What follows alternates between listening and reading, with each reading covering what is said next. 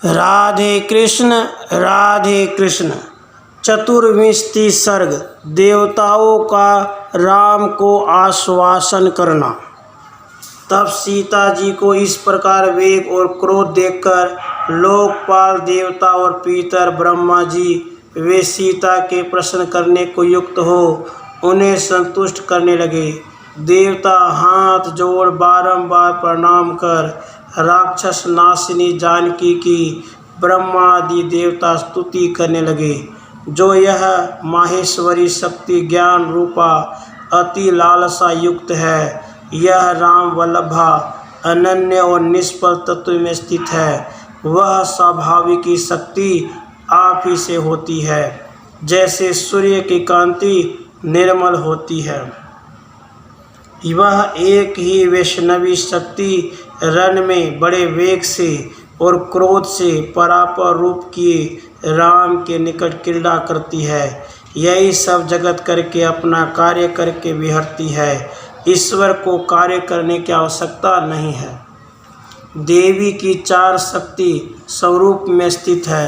अधिष्ठान के वश से जानकी राम की स्त्री है। शांति विद्या प्रतिष्ठा निवृत्ति यह परमेश्वर देव चतुर्व्यूह रूप से कहा जाता है। इसी पराशक्ति से देव का स्वात्मानंद माना जाता है, जो अनादि संसिद्ध अतुल महत ऐश्वर्य है।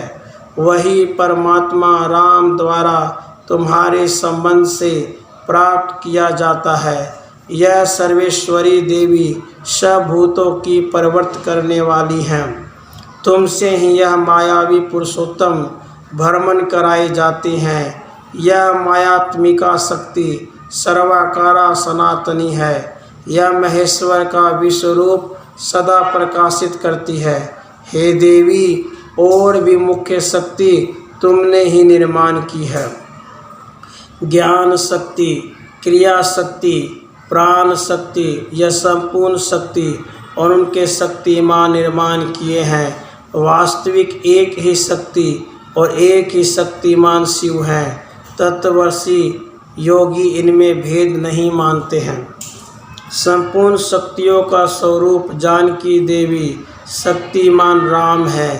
तत्ववादियों ने पुराणों में ऐसा ही कहा है। रघुराज की पतिव्रता देवी योग्या है। रघुवंश विवर्धन भगवान भोक्ता कहलाती हैं। मनता राम है, मति सीता है। इनको बिना विचारे मानना उचित है। एक ही सर्वगत सूक्ष्म अचल और ध्रुव है। योगी उसको देखते हैं, वही देवी का परम पद है। वह अनंत अजर ब्रह्म केवल निष्कल और परे है। हे देवी, आपके उस पद को योगी देखते हैं, वह तुम ही परम धात्री हो। आनंद सागर की इच्छा करने वाले को ईश्वर के संश्रय से संसार के संपूर्ण तापों को दूर करती हो।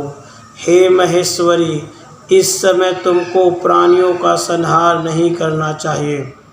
गण सहित रावण को मारकर जगत को सुखी किया है, फिर अब नृत्य के व्यास से सब जगत का संहार क्यों करती हो। वह विशाला श्री ब्रह्मा जी की यह प्रार्थना सुनकर प्रसन्न हो ब्रह्मा आदि देवताओं से कहने लगी, हमारे पति कमल लोचन राम पुष्प विमान पर तीक्ष्ण बाण से विधे हुए मृतक के समान सोते हैं।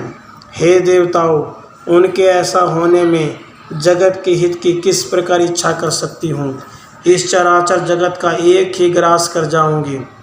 शर्म सहित देवता देवी के यह वचन सुनकर हाहाकार करने लगे और पृथ्वी चालायमान हो गई। तब ब्रह्मा जी ने देवताओं सहित पुष्पक में स्थित श्री राम जी का हाथ से स्पर्श कर स्मृति दिलाई। तब तत्काल महाबाहु राम उठ बैठे और बोले, अरे रावण, तू आज मेरे बाणों से भेदित होकर अवश्य भयंकर भौं वाले यमराज का मुख देखेगा। जब यह कहकर धनुष ग्रहण किया, तब देवताओं को अपने सम्मुख स्थित देखा, परंतु प्राण प्यारी जानकी को वहाँ नहीं देखा। युद्ध स्थल में नृत्य करती हुई महाकाली को देखा और स्थिति के निमित्त स्वरूपधारी महादेव को देखा। चार भुजा जल चल जिह्वा खंखर पर धारिणी जानकी को देखा। वह कोट राक्षसी महाभयंकर खंखर पर धारण किए दिगंबर जगत के ग्रास में उत्साह करती मुंडमाला की गहना पहने और दूसरी भयंकर कंदुक मूर्ति धारण किए मत्काओं के समान रणभूमि में क्रीड़ा करते देखा और राक्षस राज के सिर के संग कंदुक क्रीड़ा करते देखा। प्रलय काल के अंधकार के समान सदा घर घर शब्द करने वाली आते हाथ नेत्रों की माला बनाए पद चलाती मृतक राक्षसों के कबंधों के साथ नृत्य करती रथ घोड़े हाथियों को टुकड़ों को देखती हुई कोई भी राक्षस हाथ पैर सिर से युक्त नहीं था। जो कबंध नृत्य करते थे केवल उन्हीं के चरण स्थित थे। रावण का कबंध भी नृत्य करते देखा। वह स्थान महाघोर प्रेतराज के पुर के समान देखकर हे द्विज मार्तिकाओं के सहित महाभयंकर काली के नृत्य को देख कंपित हुए राम के हाथ से धनुष बाण गिर पड़ा और डर से रामचंद्र जी ने अपने दोनों कमल के से नेत्र मीच लिए। इस प्रकार विस्मित देखकर रामचंद्र जी से ब्रह्मा जी कहने लगे, जानकी जी आपको विह्वल और रावण को क्रुद्ध देखकर तत्काल युद्ध स्थल में विमान से कूद पड़ी और उस भयंकर मूर्ति का अवलंबन कर अपने रोमकूप से मातृका उत्पन्न कर तन के सहित कीड़ा कर रावण का वध किया।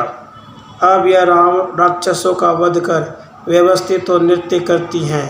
हे राम इनके सहित आप जगत उत्पन्न कर नष्ट कर देते हैं। हे राम इनके बिना आप कुछ भी नहीं कर सकते हैं। यही दिखाने को जानकी ने यह कार्य किया है। हे राम आप इन जानकी को देखिए, भय त्यागन कीजिए। यह साक्षात निर्गुण सत असत व्यक्ति से रहित है। इस प्रकार ब्रह्मा जी के वचन सुनकर रघुनंदन राम जो कानों के सुख देने वाले आत्मा को हितकारक शत्रुनाशक थे, राम जी ने शोक त्याग किया और फिर जानकी जी को देखा। राधे कृष्ण राधे कृष्ण।